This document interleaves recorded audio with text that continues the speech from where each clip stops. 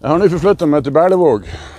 Da er vi lenger nord i Finnmark, og jeg står altså sammen med han, Kjell Rikardsen, som er næringsutvikler for en industripark her. Men bak det, på den tanken her, så står det hydrogen. Hva er forklaringen på det? Vi har jobbet med det her nå fra 2010. Vi har gjennomført et mulighetsstudie, vi har gjennomført et forprosjekt.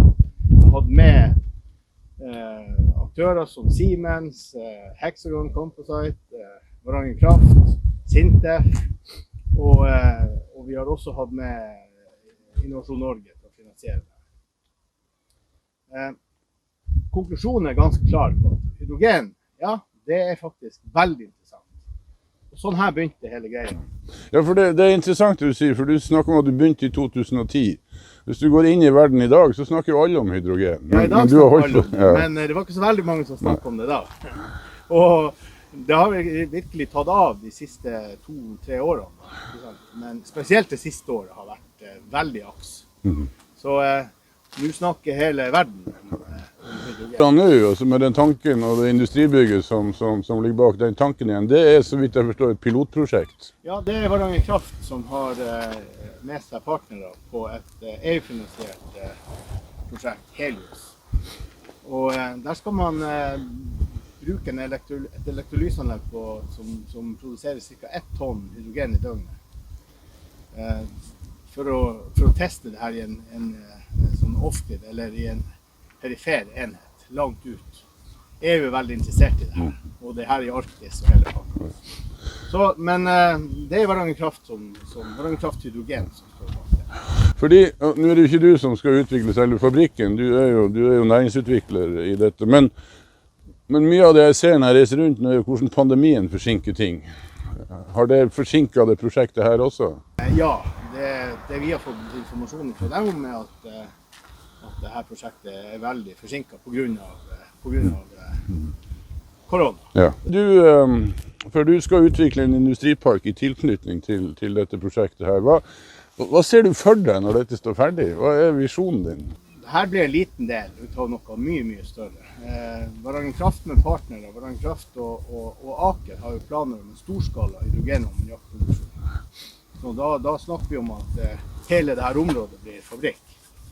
Vi har 820 dekar til disposisjon til industriparken vår. Det er ganske bra.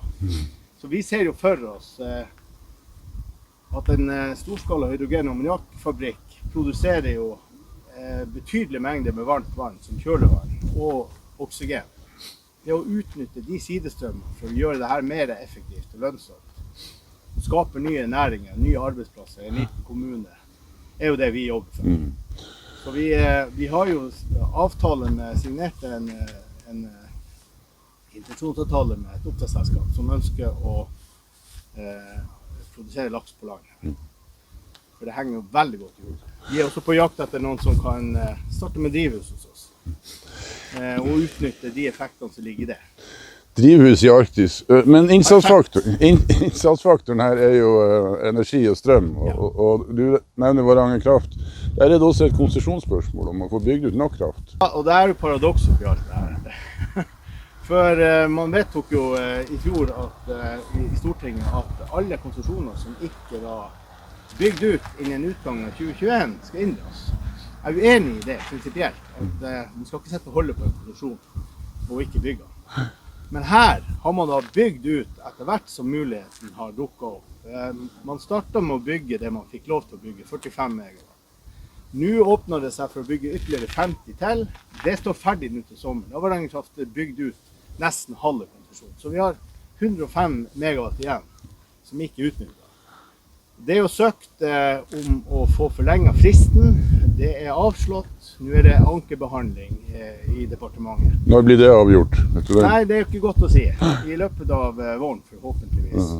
Så vi håper jo at regjering og storting ser pointet med det her, og er med og bidrar til å skape. Ja, føler du at du gjør det? Du sitter ganske langt unna, både regjering og storting. Ja. Hører de på dere? Ja, det får virkelig håpe på det. Vi har jo hatt en del dialog, eller jeg skal ikke si vi da, men ordførende våre har hatt en del dialog med politisk nivå. Og jeg regner med at de aktørene her også har hatt det. Så vi får bare håpe på at fornuften sier det. Du har akkurat sett en ny episode av The High North Tour 2021.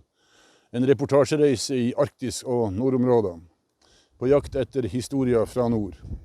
Følg med, det kommer flere. Mitt navn er Arne O. Holm, sjefredaktør i highnorthnews.com.